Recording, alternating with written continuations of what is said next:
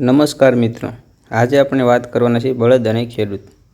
બળદ અને ખેડૂતની વાત હળ ખેંચતી વખતે જો બળદ પેશાબ અથવા સાણ કરવાની સ્થિતિમાં હોય તો ખેડૂત થોડો સમય હળ ખેડવાનું બંધ કરી દે છે અને જ્યાં સુધી બળદ તેના મળ અને પેશાબ છોડે નહીં ત્યાં સુધી ત્યાં જ ઊભા રહે છે, જેથી બળદ આરામથી આ દૈનિક વિધિ કરી શકે. આ હતી એક સામાન્ય પ્રથા. જીવો પ્રત્યે આ ઊંડી કરુણા એ મહાન પૂર્વજોમાં જન્મજાત હતી, જેમને આજકાલ આપણે અભણ કહીએ છીએ.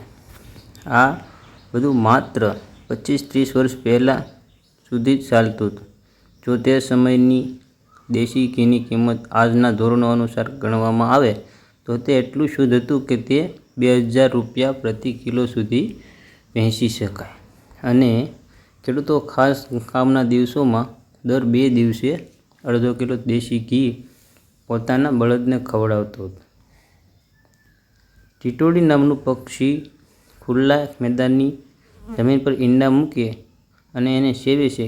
ખેડાણ કરતી વખતે જો કોઈ પક્ષી તેની સામે શીશો પાડતું જોવા મળે તો ખેડૂત સંકેત સમજી જશે અને ખેડ્યા વિના તે ઈંડા સ્થાનને ખાલી છોડી દેશે.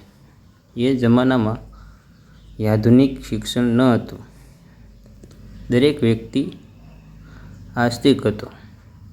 જ્યારે ખેડૂતને બપોરે આરામ કરવાનો સમય આવતો ત્યારે તે પહેલાં બળદને પાણી આપીને ખવડાવતો અને પછી પોતે ખોરાક લેતો. આ એક સામાન્ય નિયમ હતો.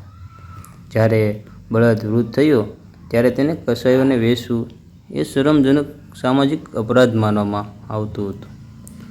વૃદ્ધ બળદ ઘણા વર્ષો સુધી નિષ્ક્રિય બેસીને સારો ખાતો હતો. તેના મૃત્યુ સુધી તેની સેવા કરવામાં આવતી હતી. તે સમયના કહેવાતા અશિક્ષિત ખેડૂતોનો માનવી તર્ક એવો હતો કે જેને આટલા વર્ષો સુધી તેની માતાનું દૂધ પીધું અને તેની કમાણી ખાધી, હવે તે તેની વૃદ્ધાવસ્થામાં કેવી રીતે છોડી શકે? તે તેને કસાયોને કેવી રીતે આપી શકે?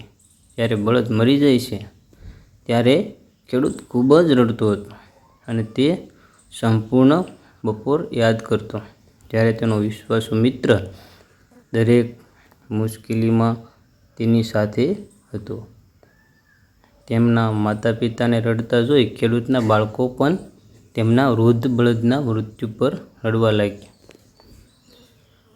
બળદ આખી જિંદગી તેના માલિક ખેડૂતની મૂંગી ભાષા અને તે શું કહેવા માંગતો હતો તે સમજી ગયો. એ જૂનું ભારત એટલું શિક્ષિત અને સંપન્ન હતું કે તે પોતાના જીવનમાં જીવનનો સાર શોધતો હતો. તે લાખો વર્ષો જૂની સંસ્કૃતિ સાથેનું ગૌરવશાળી ભારત હતું. ખુશ રહો બાપ. આભાર. અવનવી આવી વાર્તાઓ સાંભળવા માટે અમારી સાથે જોડાઈ રહો.